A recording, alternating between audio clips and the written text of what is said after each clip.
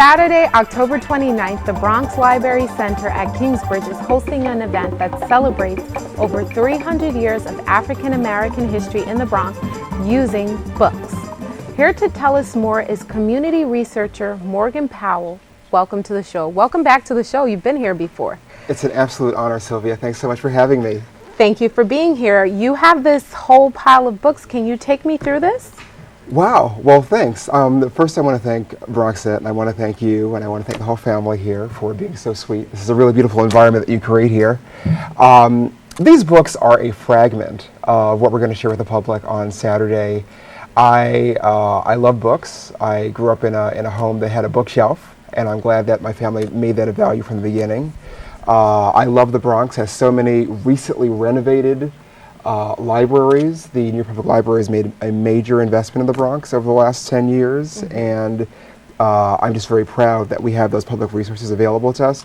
And I guess I want to share both my love of literature and reading and writing with the public, but I also want to say thank you, because the older I get, the more I recognize that the only way I've been able to do what I do in life, because I'm a landscape designer by trade, is because of all the beautiful people I've encountered. So this is one of my ways of giving back.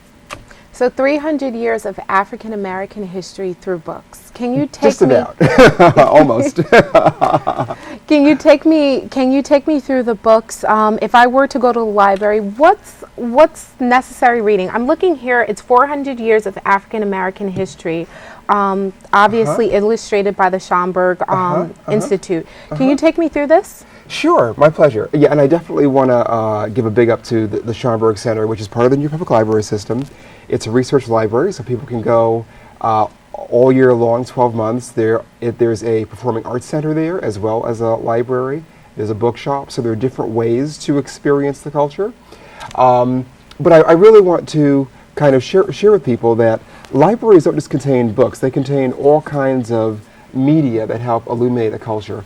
So, for example, I'm going to be celebrating the cultural history of the Bronx. And this is an image of Grandmaster Flash and the Furious Five, including Raheem right there, the gentleman in the center of the frame, wearing his white sweater. Believe it or not, this gentleman, throughout his whole fantastic career, lived in the Lambert houses in West Farms until last year. Wow. Yeah, and just going through it. I really want to do my part to bring up what people have kind of seen and known for a long time, which is that African Americans have been interested in the environment forever. This is the original cover of Wake Up Everybody, which everybody knows. Wake up everybody. This is it. And look at what it has. It's an overtly environmental message about people and the natural environment. Going back to the Schomburg Center, this is just absolutely wonderful. I'm just going to read something very briefly to you. So page 19 in the Black New Yorkers.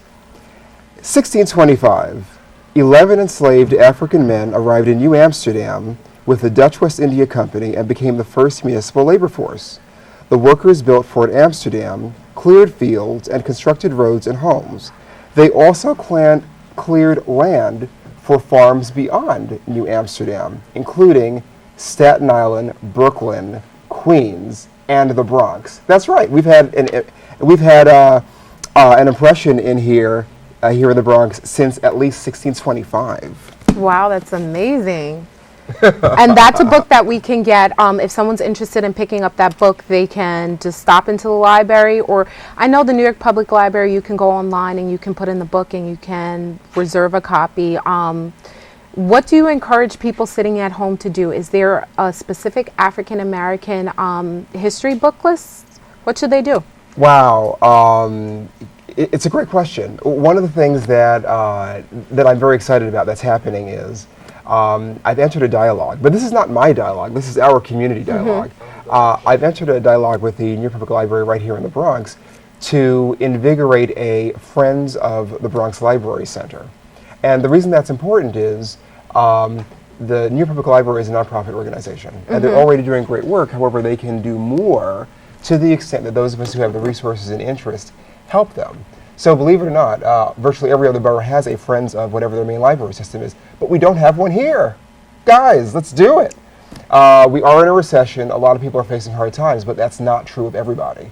There are more than enough of us in the community who can contribute $50 to $100 on an annual basis to buy specific groups of books that they don't have the resources to get on their own. So I don't think there is a African American. I'm sure, I think that there's room for a much bigger African American section, and that can be facilitated by everybody listening to this, calling them up and asking them, how do we be part of a new Friends of the Bronx Library system? So on October 29th at the Kingsbridge Library, what will Bronxites get a vision of?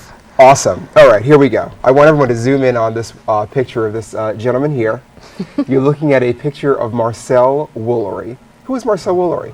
Marcel Woolery was the treasurer of the Bronx River Restoration Project Incorporated, which began the whole effort to clean up the Bronx River south of the Bronx Zoo beginning 1974. Mr. Woolery worked in a factory in the Central Bronx. This is the time in the Bronx where you could be a working class person with no college education whatsoever, come out of high school and get a really good paying job with benefits, a pension, and all that. And he was part of that era, and he devoted over 25 years of his life being a supervisor of work crews that helped build the Bronx River Arts Center, to clean up the Bronx River, and acting as treasurer. So you're going to learn about many, many other people like Marcel Woolery. There's actually an image up, Black men built the Capitol. Wow. Yeah, okay, yeah. The purpose of that image is, I just want to set it up. Like, how do we understand what we're doing on Saturday? A lot of people around the country are helping us to see America through a specific African American lens. Okay. How did America become what it is based on African American input? So this is a book about sites all around Washington, D.C., including the major monuments that were literally built by African Americans, or certainly African American men, built the foundations of the Capitol, the White House, etc. Interesting facts. I see here you have the Bronx Sound Walk. What is that? Is that something that I pop in, that I can download, pop in, walk around? It's 3 CDs. Most people don't have like a CD player. Is there a way to get this in digital format so I can walk around and experience this audio guide? Okay, yeah, sure. Let me just do the whole rundown, starting with this. So you could pop this into your computer and then you translate it to an MP3.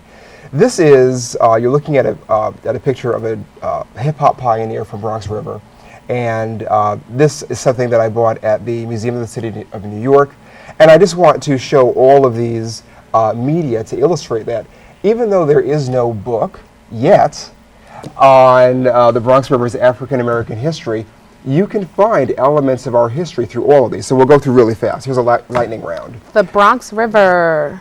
The Bronx River by Dr. Martin DeCat, who used to teach at Fannie Lou Hamer Freedom High School.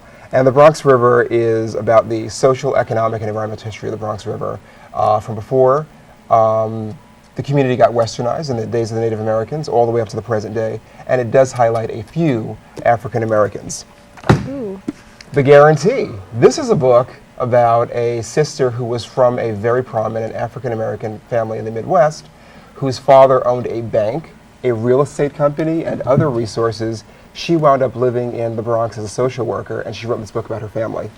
I hate to cut you off. Where can people find out more information about this? So it's October 29th at the Kingsbridge Library. The Bronx Library Center, right off Fordham Road and the Grand Concourse. Okay, so it's the Fordham Center. It's not the Kingsbridge. It's the main branch. Okay, it's the main branch. So people can come there and find out more information. If they want to contact you, find out more information on African American history here in the Bronx or what's going on, where should they contact you at? Thanks so much. It's so generous of you for giving me the opportunity to create a continuum here. So I'm on Facebook. So you want to type in Bronx River Sankofa, and you'll find out all of the programs, which include Saturday's Talk at 2:30.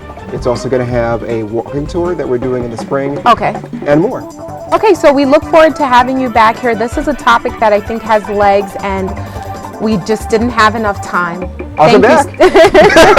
I'm sure you will, Morgan. Thank you, Morgan. It's an honor.